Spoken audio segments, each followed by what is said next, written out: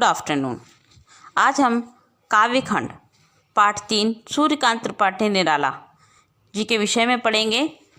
उनके द्वारा जो रचित कविता है उत्साह, उसके विषय में पढ़ेंगे। उससे पहले हम सूर्यकांत त्रिपाठी के विषय में जानकारी हासिल करेंगे, उनके जीवन शैली के विषय में जानकारी हासिल करेंगे।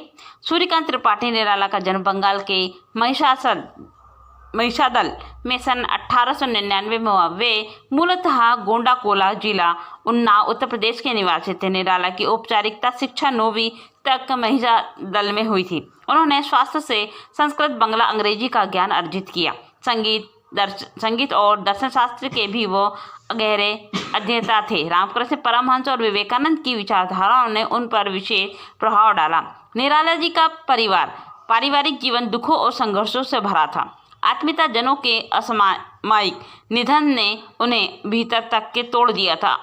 साहित्यिक मोर्चे पर भी उन्होंने अविरत संघर्ष किया। सन 1961 में उनका देहांत हो गया। उनकी प्रमुख काव्य रचना है अनामिका, परिमल गीतिका, कुकुर मुत्ता और नए पत्ते। उपन्यास, कहानी, आलोचना, निबंध लेखन में उनकी ख्याति अस्मरणीय है। निराला रचनावली से 8 खंडों में उनका संपूर्ण साहित्य प्रकाशित होता है। निराला विस्तृत सरोकारों में एक कवि हैं।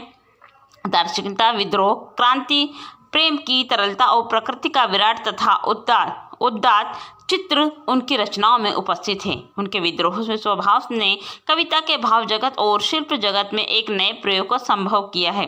छायावादी रचनाकारों में उन्होंने सबसे पहले मुक्त छंद का प्रयोग किया। शोषित, उपेक्षित, पीड़ित और प्रताड़ित जन के प्रति उनकी कविताओं में जहाँ गहरी सहानुभूति का भाव मिलता है, वहीं शोषक वर्ग और सत्ता के प्रति प्रचंड प्रतिकार का भाव भी है।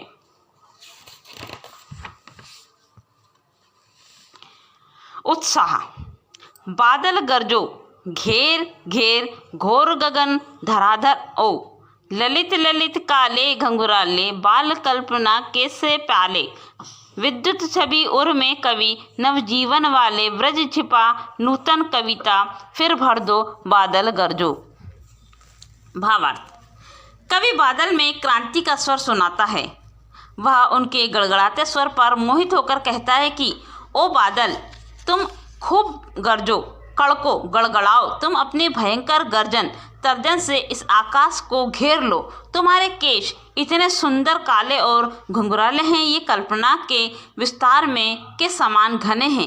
कवि बादल को कवि संज्ञा देते हैं हुए कहते हैं कि अपने हृदय में बिजली की चमक छिपाए हुए ओ कवि, संसार को नया जीवन देने वाले ओ कवि, तुम अपनी भावनाओं में व्रत छिपाकर समूचे संसार में जोश का पौरुषमय स्वर भर दो।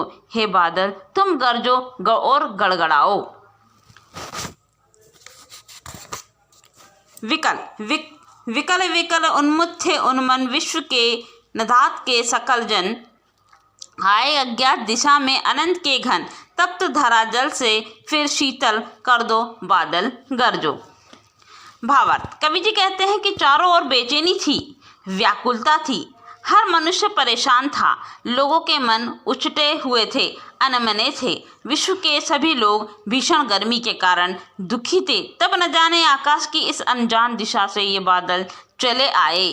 कवि बादलों का आह्वान करते हुए कहता है कि हे बादलों, तुम खूब बरसो और गर्मी के इस झुलसे लोगों को शीतल कर दो, उन्हें ठंडक पहुंचा दो, खूब गरजो। इस कविता का सांकेतिक अर्थ यह है कि संसार के चारों ओर हिंसा थी, कष्ट से दुख थे, लोग परेशान थे, अनमने थे। तब न जाने कौन छाया सा बनकर आया और दुख से पीड़ित धरती के लिए कल्याण और मंगल की वर्षा कर गया। कवि बादलों से यही प्रार्थना करता है कि हे बादलों, तुम खूब गरजो, तुम खूब बरसो और दुख पीड़ित जनता को सुख प्रदान कर दो।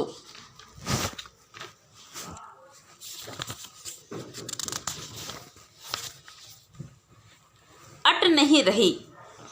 इसका दूसरा भाग, अट नहीं रही आभा फागुन की तन, सट नहीं रही।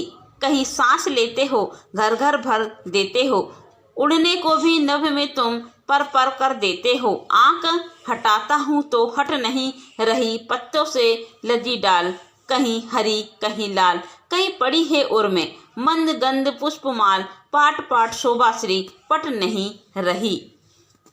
भावार्थ, निराला जी फागुन मास की मादकता का वर्णन करते हुए कहते हैं कि फागुन मास की जो मोहकता है इतनी अधिक है कि समा नहीं पा रही है और बाहर छलक छलक पड़ती है।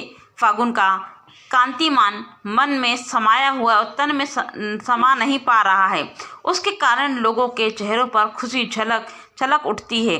फागुन को संबोधित करते हुए कहते हैं कि हे फागुन, कहीं सुगंधित हवा का झोंका उठता है तो लगता है कि तुम खुलकर सांस ले रही हो। तुम्हारी सुंदरता प्रत्येक घर में लहरा रही है। लोगों के घरों में रंग बिरंगे फूल खिल उठे हैं जिसने उनकी शोभा को बढ़ा दिया है। तुम वातावरण में ऐसी मादकता भर दो कि पक्षी आकाश में पंख फड़फड़ाते हुए उड़ने को आतुर हो उठते हैं।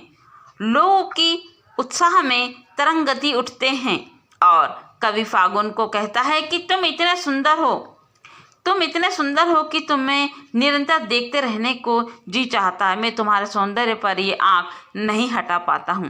फागुन में वृक्षों पर नए पत्ते लद गए और कहीं हरे हरे पत्ते उग आए हैं और कहीं लाल लाल, तो कहीं वृक्षों के गले में मंद मंद सुगंध वाली फूल माला दिखाई दे रही है। आशय यह है कि किसी वृक्ष पर सुगंधित फूल आ गए हैं और जगह जगह पर सौंदर्य राशि इतनी अधिक खिल उठी है कि वह समा नहीं पा रही है, सब जगह प्रकट हो उठी है।